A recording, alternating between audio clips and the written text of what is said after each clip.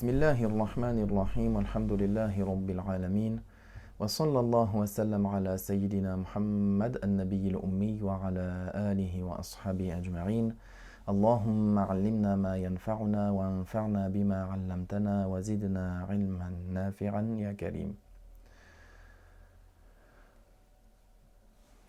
فنكمل إن شاء الله تعالى في باب النكاح من كتاب الأحكام الشرعية في الأحوال الشخصية.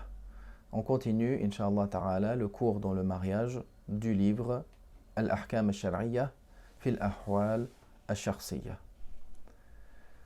قال المؤلف رحمه الله لا ينعقد النكاح المعلق بشرط غير كائن أو حادثة غير محققة الحصول. Le contrat de mariage n'est pas valable par le fait de citer une condition qui n'aura pas lieu ou dont l'occurrence de cette condition est douteuse et compromise. Comme s'il dit par exemple, dans la formulation du mariage, si ton père vient, si ton père un tel vient, alors je me marie à toi, par exemple. Dans ce cas-là, le contrat de mariage n'est pas valable parce qu'il est conditionné par cette, il est suspendu à cette condition. ولا يبطل النكاح المقرون بشرط الفاسد بل يبطل الشرط دونه. Il dit ensuite, mais le contrat de mariage n'est pas invalide suite à une condition qui est citée suite à ce contrat de mariage. Mais c'est plutôt cette condition-là qui est annulée et pas le contrat. Le contrat de mariage est valable, mais c'est la condition qui est mentionné, qui s'ensuit, qui n'est pas valable. Il va donner l'exemple كما إذا اشترط الزوج في العقد عدم المهر فشرطه فاسد والعقد صحيح. Comme si par exemple il a été conditionné par l'époux lors du contrat l'absence de dot. Comme s'il il conditionne le fait qu'il n'y aura pas de dot obligatoire sur lui. Alors, le contrat de mariage est valable, mais la condition est annulée. La condition est annulée. Le contrat, lui, est valide. Donc, il y a une différence entre une condition est ajoutée au contrat de mariage ou lorsque le contrat de mariage dépend d'une condition.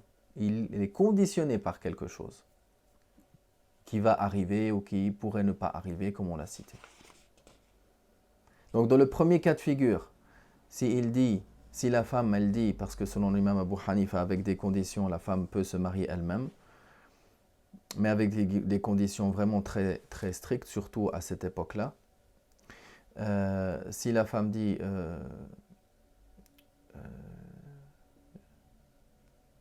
je te marie moi-même, par exemple, à condition que mon père arrive, par exemple.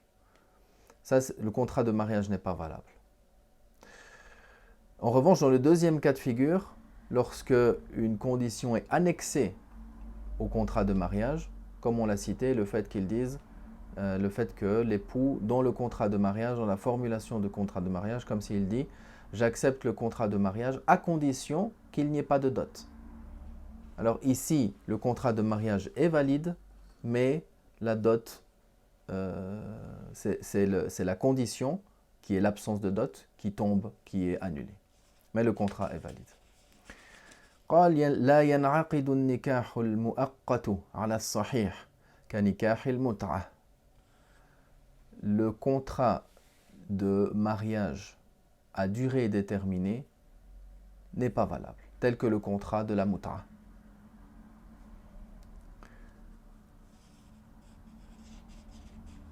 Comme s'il dit par exemple, ici ce qui est voulu, c'est le mariage qui est stipulé par les termes du mariage, mais avec une durée déterminée stipulée, le contrat n'est pas valable.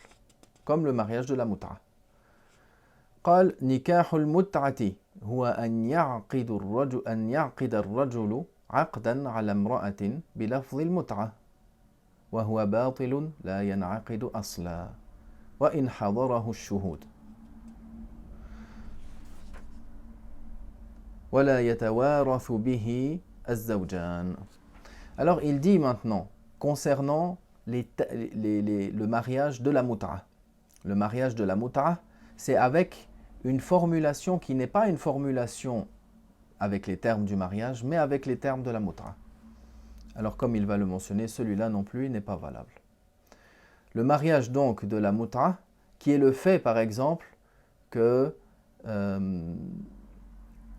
l'homme dise par exemple laisse-moi jouir de toi, par exemple, pour une dot de temps par exemple. Ça, c'est le fait que l'homme, il conduise un contrat par les termes de la mut'a. Ce n'est pas les termes marie-moi ou le fait de dire je te marie, je te donne en mariage, etc. Non, c'est les termes de la mut'a. Comme on l'a cité, le fait de dire par exemple laisse-moi jouir de toi, par exemple. Les termes de la mut'a. Ce contrat-là, il est batil, il est annulé, il n'est pas valable. De base, il n'est pas engagé, il n'est pas valable, même s'il y avait des témoins qui étaient présents. Et par la suite également, il n'y a pas par la suite